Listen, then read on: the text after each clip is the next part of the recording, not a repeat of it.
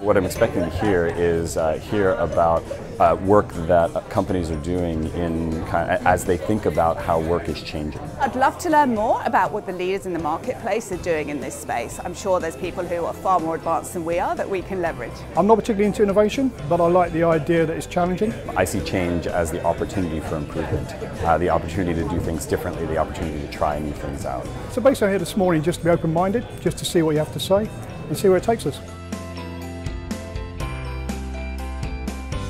In the name of EY and our digital partners, I'd like to welcome you to our Future of Work event. So Future of Work for us means two things. For the first time, humans use machines to conduct activities that previously machines just couldn't do. I think the second aspect of the Future of Work is it's the first time that we now use machines, technology, to understand how we work together and why we work together in a certain way that we couldn't do before.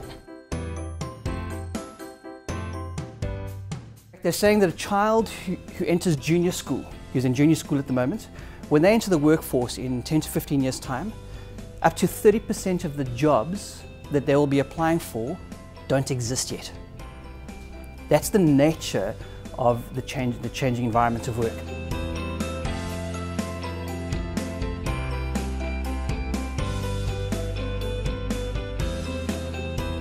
Only 30% of the CEOs find that HR is linked to business outcomes. How do we make that jump from reporting to true analytics, predictive analytics, getting deep insight on the business, not just HR data? So we need to be able to connect HR data with business data and focus on the priorities that the business cares about, not just the things that we think are interesting for other HR executives.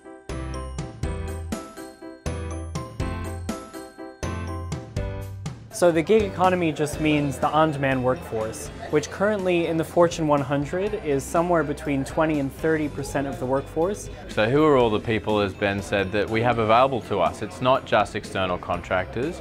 It's external contractors, it's external vendors, it's alumni, it's current employees, and it's everyone in between, the network and friends of friends.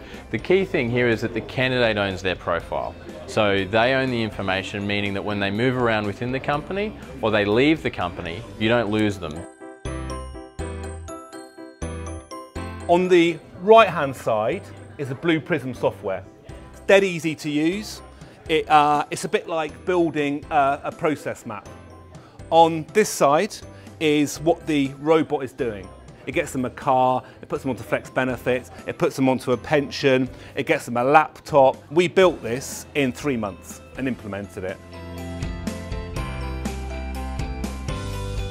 Every learner has their own hub page, so every interaction you have on the platform, be it doing a module or even just keeping up to date with the latest news in digital, you get awarded some minutes. Those minutes are then added to your lifetime minute counter and you will collect badges as you get more minutes. Then what you have is almost a currency against other learners, and we create leaderboards for organisations. What's great is they forget they're learning to a certain extent because they just think they're playing the game, but the whole time they're learning more skills that help the organisation.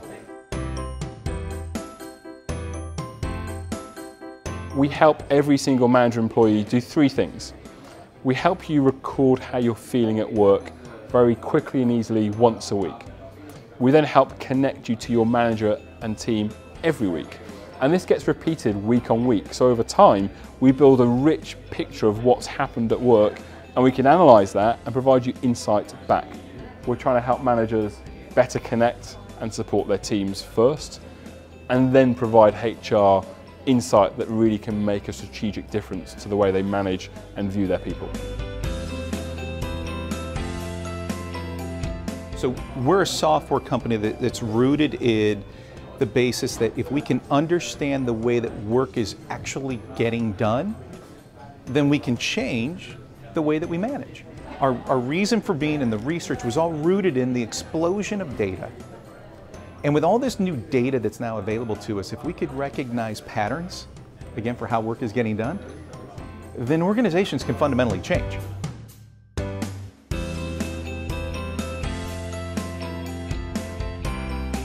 I think this morning has yet again reawoken me, I suppose, to the amount of digital innovation there is out there.